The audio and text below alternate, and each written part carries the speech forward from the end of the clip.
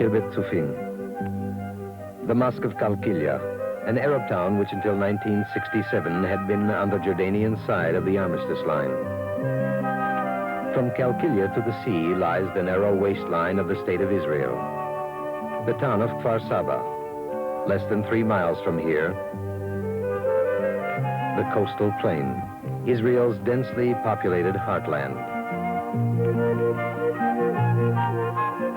Khirbet Sufin, a Jordanian army post until 1967. Its cannon, which once shelled Tel Aviv. Weeds grow here now.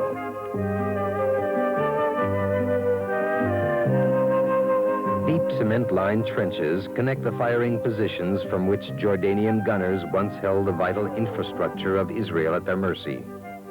Today, the cannon stands idle. Khirbet Sufin, only one of many Jordanian army posts overlooking Israel from the heights of the 1967 Armistice Line, the Green Line. How did this Green Line actually come about? In 1917, the British conquered the land of Israel, then known as Palestine. In 1922, the British gave the eastern and larger portion of the region to the Arabs. This became Transjordan, today, Jordan. A conflict arose between Jew and Arab over the remaining western portion of the territory.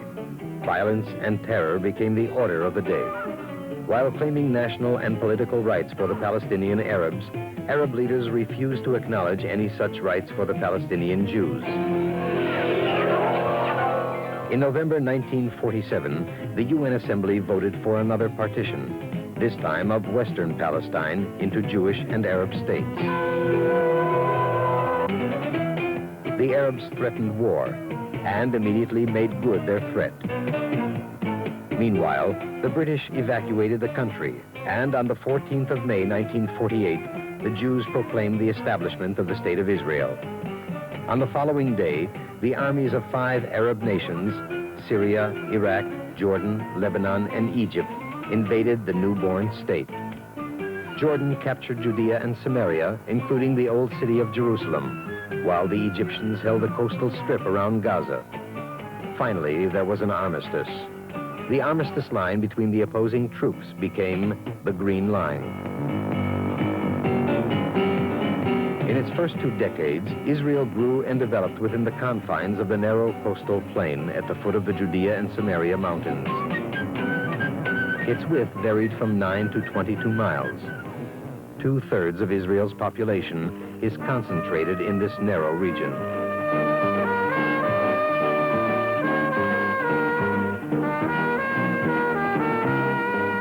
Shortly after the establishment of the state, more than 1 million Jewish refugees from the Holocaust and from Arab lands arrived in the country. Most of them came here destitute. All of them came here to build a new life and to help build the new state.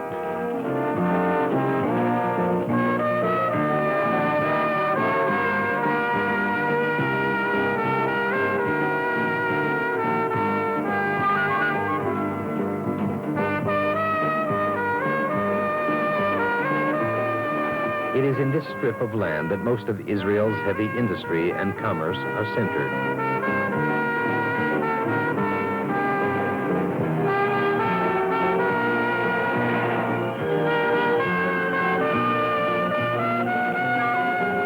Ben Gurion International Airport, Israel's main airport and its chief link with the outside world.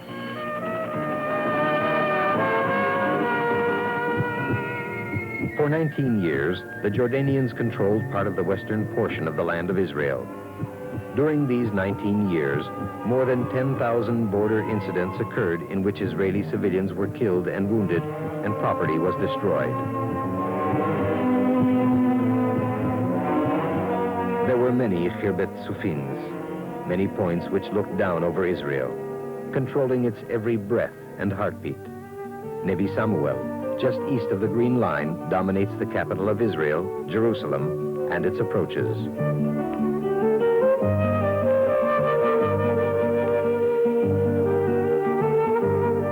This hill dominates Israel's international airport at Lod.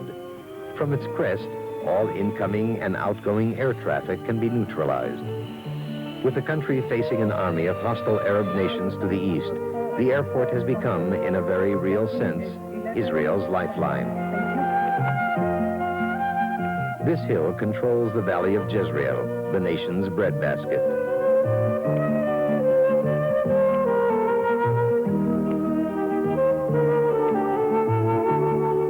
Israel consists of several long, narrow strips. The Jordan Valley, part of the Syrian-African Rift, a depression of 13 to 20 miles wide, bounded by mountains to the east and to the west. Through this valley flows the Jordan River, which empties into the Dead Sea, the world's lowest spot, more than 1,300 feet below sea level.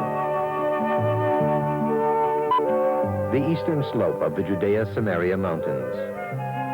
Note the steep gradient from the Jordan Valley up to the watershed. The mountain ridge is 2.5 to 9 miles wide. There is a climb of about 2,800 feet from the Jordan Valley to the peak of the ridge, over a distance of only 15 to 25 miles. The western slopes, on the other hand, are moderate, descending gradually to the Mediterranean coastal plain.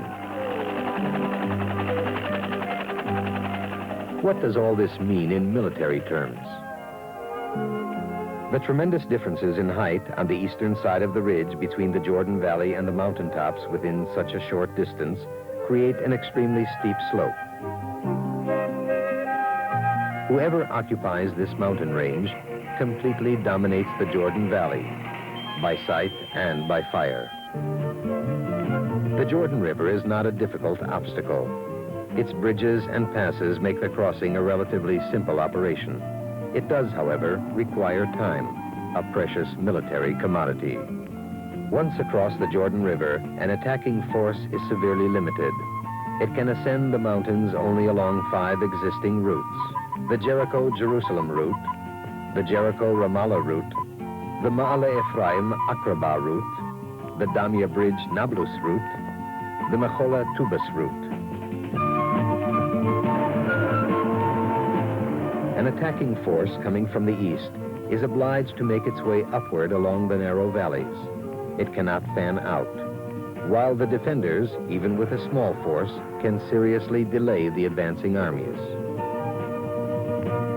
This is the Jericho-Jerusalem route, one of the most important. The attacking force must first cross the Jordan River over the Abdullah or Allenby Bridge, then climb 3,600 feet to Jerusalem, situated only some 20 miles away from the river.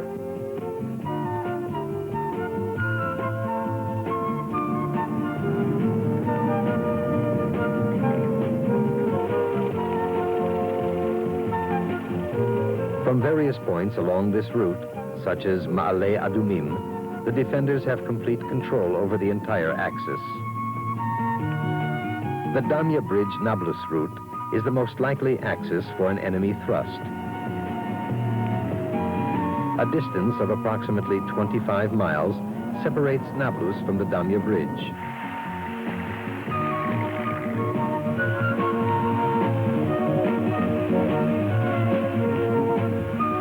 Part of the way, travel is along the deep, wide Farah Valley.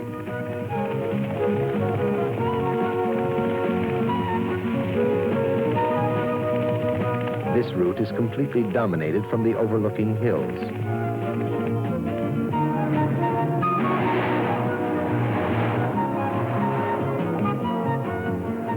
Its upper portion is a narrow canyon where travel is possible along one side only, and along a road easily blocked by a small defending force. Once at Nablus, the road passes between the Ival and Brizim mountains. From Nablus, it is only 29 miles to the coast at Netanya. These routes are clearly of prime strategic importance. A small defending force occupying the ridge and the eastern slopes can prevent or delay even a massive enemy advance. Once Once an attacking army arrives at the top of the ridge, however, virtually nothing can stop its advance into the heavily populated coastal areas to the west. All wadis and valleys of the western slopes are suitable for tank travel, being wide and of moderate slope. In order to contain an attacking army streaming down the mountainside, the defender must deploy massive forces. Not only does this take precious time, but these forces, once deployed, can be easily outflanked by the attacker, who can shift his own troops to one of the many alternate routes of advance. Possession of the mountain ridge means two further advantages.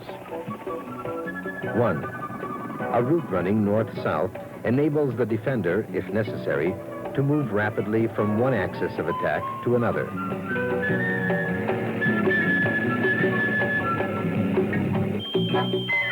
Two, early warning stations on the mountain ridge, having a wide horizon, can spot attacking enemy planes at a considerable distance eastward.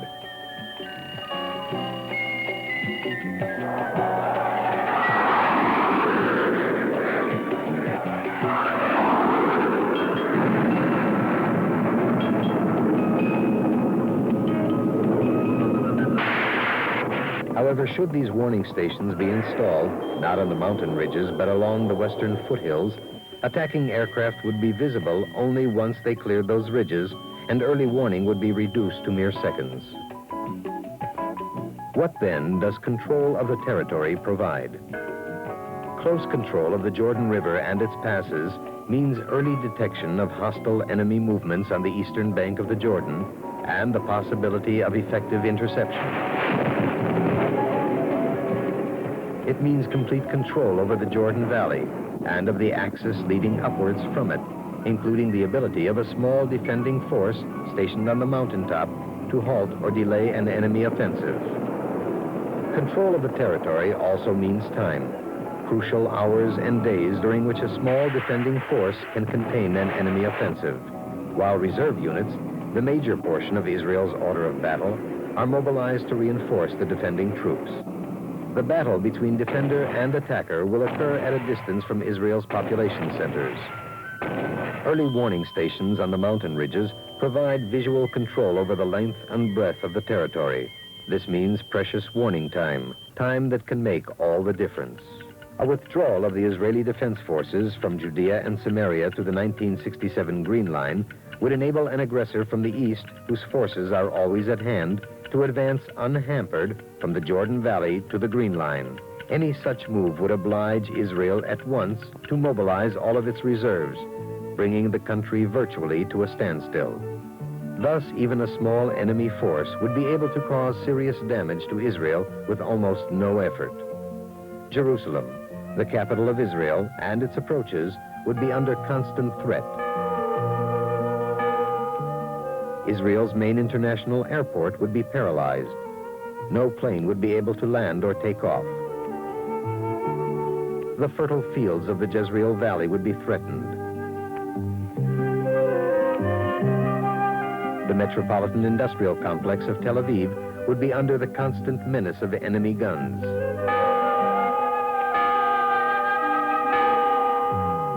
Israel's narrow waistline from Tulkarem to Netanya would be cut in a matter of minutes.